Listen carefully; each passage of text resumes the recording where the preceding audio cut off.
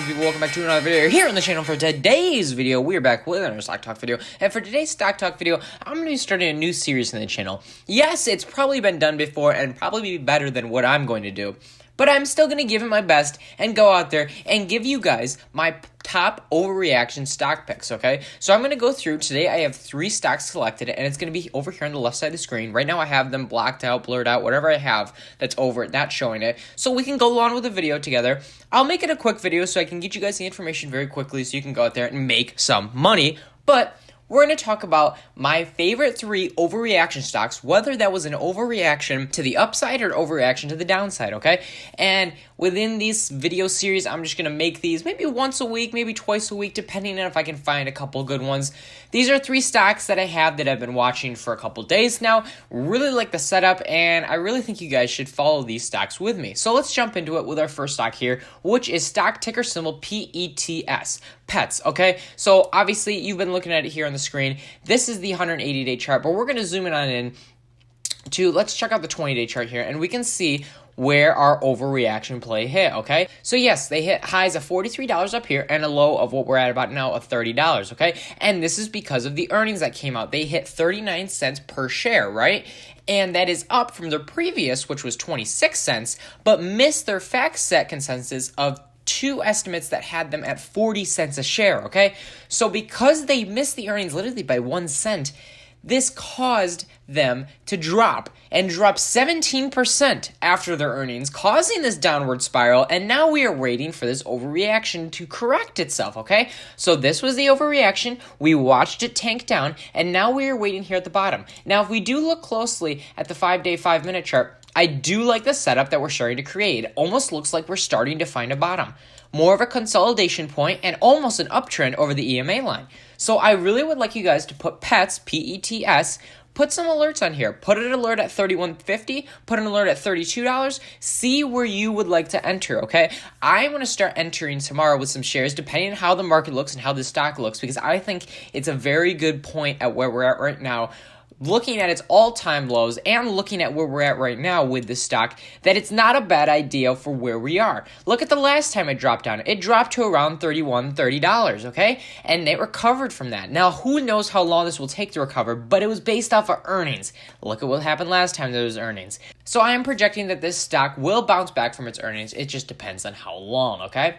Next on the list is the lovely AMD. I love AMD, okay? I love the future of it. I'm in it for the long term, okay? But this stock is definitely something that had a huge overreaction to the upside. So I love AMD as a company and as a stock, and I really think that you guys should get into the stock. But we had a huge overreaction right here, and it's because of the fact that Intel is pushing back their production for chip processors, okay? And AMD got this news, so they will be ahead and producing this chip processor earlier than what Intel is going to do. And that was huge news for AMD, which caused this spike, which was bad news for Intel. So you can see that AMD nearly rises 17%, closing on all-time highs, due to Intel's next-gen chip just delaying and causing this huge ruckus within the chip community, okay? I guess you call it chip community, processor community, whatever it is.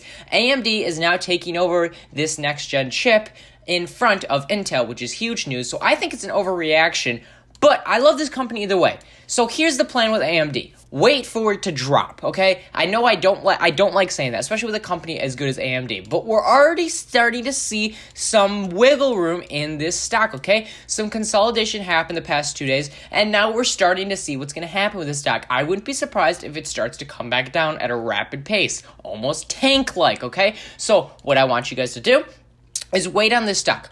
Wait a couple days and figure out what this stock does, okay? It's obviously going to come back down because every reaction is a dirty overreaction. So because of this overreaction, we're going to wait for it to come down, and then we buy in more or buy in for the first time and wait for it to correct itself, okay? It could drop down to previous lows.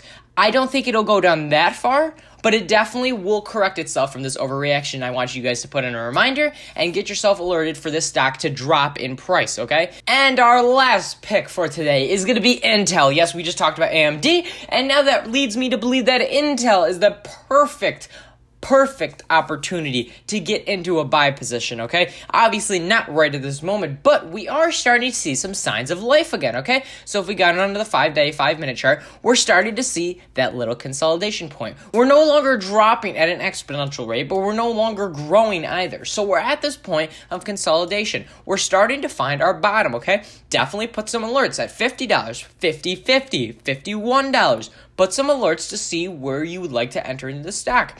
And like I say in all my videos, add in at multiple times. Get that average price either down or up, depending on what you're trying to do. So for this example, try to find the bottom and add in some shares. Don't have to add in your whole entire life savings, but instead just add in a few shares here, wait for the price to either fluctuate in your favor or not to add in more shares, okay? So at least you're inside this opportunity and won't miss it completely. I love Intel in the sense that where we at right now. As a company long-term, I'm not the biggest fan of Intel long-term. Although they have had a good track record, I see companies like Nvidia and AMD as better chip processor companies.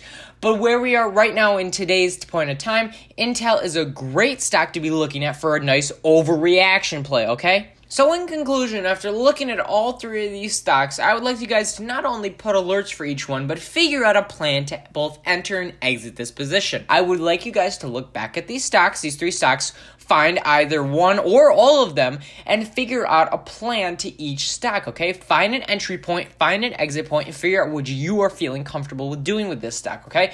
Some plays are going to be different than others, depending on the price, depending on how much each share is, depending on what you want to do long-term or short-term, okay? This is all up to you guys. I am simply putting out those three stocks as overreaction plays to help you guys make some money. Hopefully you guys enjoyed this video. Definitely leave a like if you enjoyed and subscribe for more content, and comment down below if you like this series and if I should keep on doing more stock videos like this. Thank you guys so much for watching this video, and I will catch you guys in the next video.